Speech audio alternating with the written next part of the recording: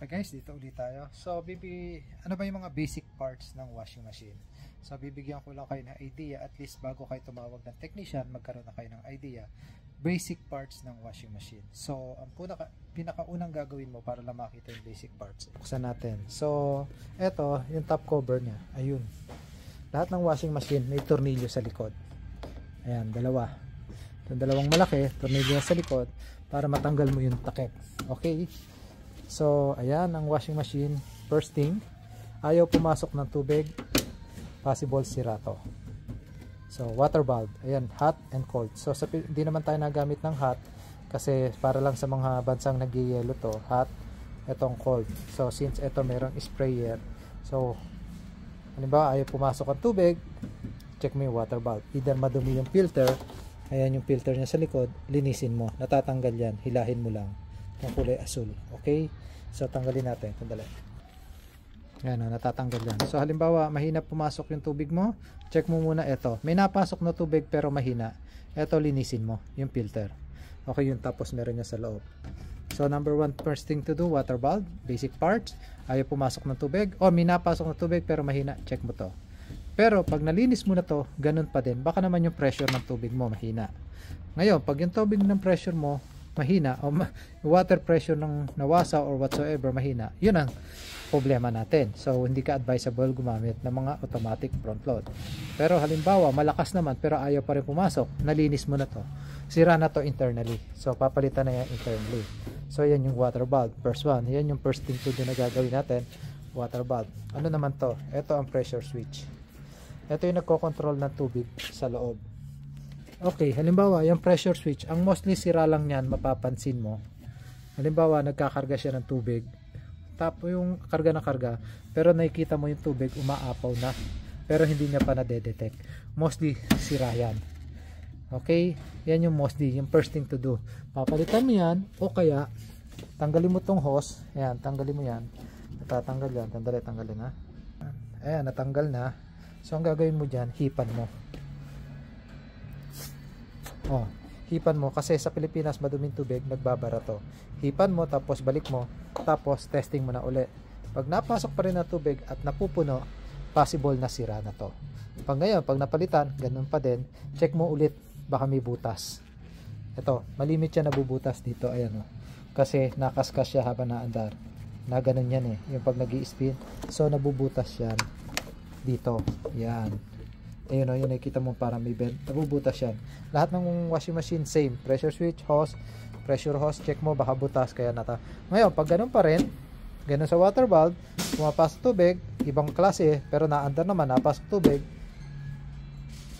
buo yung water valve, papalitan mo lang yan. Pero pag hindi umaandar tapos napalitan mo, ayaw pa rin, baka sira yung PCB mo. Ganun din dito, napalitan mo ng lahat, saka mo palang papalitan yung PCB. Okay, so punta tayo sa ibang piyesa. Sandali lang, babaklasin ko. Ito naman yung display, yung nandito. Bawa, no power, minsan ang problema itong display. Ayaw mag-on, minsan itong touchscreen, o kaya itong buong PCB. So pag no power yan, mapapansin mo, pag walang ilaw doon, may isang iilaw na kulay green. Mostly, pag wala yung green na yon, sira yung mainboard mo, nandun. Pero pag may green dito, baka eto lang. Pero minsan kahit may green dito, sira yan. Pero bihirang-bihira yan. Pag wala yung green, may iilaw na isang green dyan, kulay green, o sa kahit sa ibang, or may supply, kailangan ma-check mo yung supply. Siguro naman sa mga electronic, alam ko ano yung positive, negative. 5 volts, o sukatan mo, nadedetect. Pag merong volts dito, tapos wala to, hindi nasindi. Eto, pag napalitan mo na to, ayaw pa rin. Eto, may na-experience ako, sira tong touchscreen. Ayaw gumana. Yung mismo touchscreen. So, papalitan yung buong control panel. So, second part, display board. Ayan lang. Pag hindi naga ng mga touch control o yung mismo PCB. No power, pwedeng ito, pwede yung mainboard. Another part ulit tayo, buksan ko. Natin, ito, door lock. So, pag ayaw magsara ng pinto, pwedeng sira to. Ito, talaga sirain to. Hindi to sirain, yung isang klase pala. So, door lock, minsan, hindi napipindot. O baka basag yung yung holder ng door lock. So ayan yung pressure switch, sabi ko nga sa'yo, pwedeng masira yung hose. Ayan, so gapangin mo. Ito balancer, itong batong yan, tsaka to, at tsaka yung isa, para yung unit pag umandar, nagbabalance siya. So ayun yung drain pump, napaklas na natin yung sinabi ko sa inyo. Ito eco bubble pump lang yan, huwag nyo naintindihan nyo, kahit masira yan, walang kaso. Dito yan, yung nag-i-spray, walang kaso yan, yun yung drain pump, yun nasa loob. So ayan yung buong drum, kung papansinin nyo, ito, halimbawa, ayan, ito, hose drawer, yan, hose, tapos motor, ayun yung PCB. Nandun yung sa ilalim yung motor, ayan yung damper shock, ayan. Ano mga pag pinikalawang na, papalitan, ito pa yung isang suspension. So ayan yung buong drum, ayan yung basic parts ng washing machine. Ito yung buong drum, front tab, back tab, yun nasa likod. Ito yung drum, door gasket, pagpapalitan mo, babaklasin yung pinto, top cover, tanggalin mo to, tapos tatanggal na tong buong to.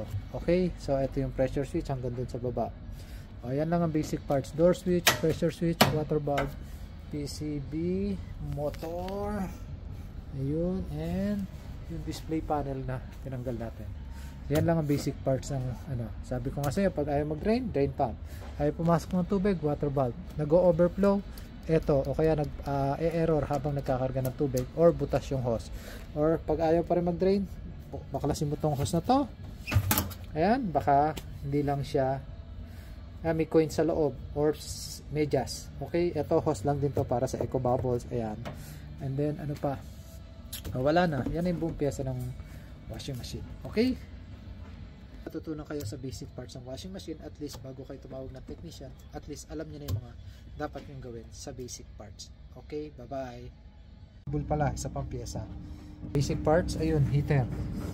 Yung heater niya, mostly ang error niyan, HC, tapos ayun yung main PCB, ayun yung motor.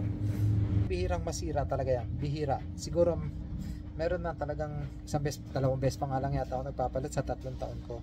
Nag-o-open. Yan, sira na talaga. Yung mostly yan dahil yung sa corrosion, pag maruming tubig na kinakalawang, yan na naisira. Heater, madali lang baklasin niya. May tornilyo lang yan sa loob.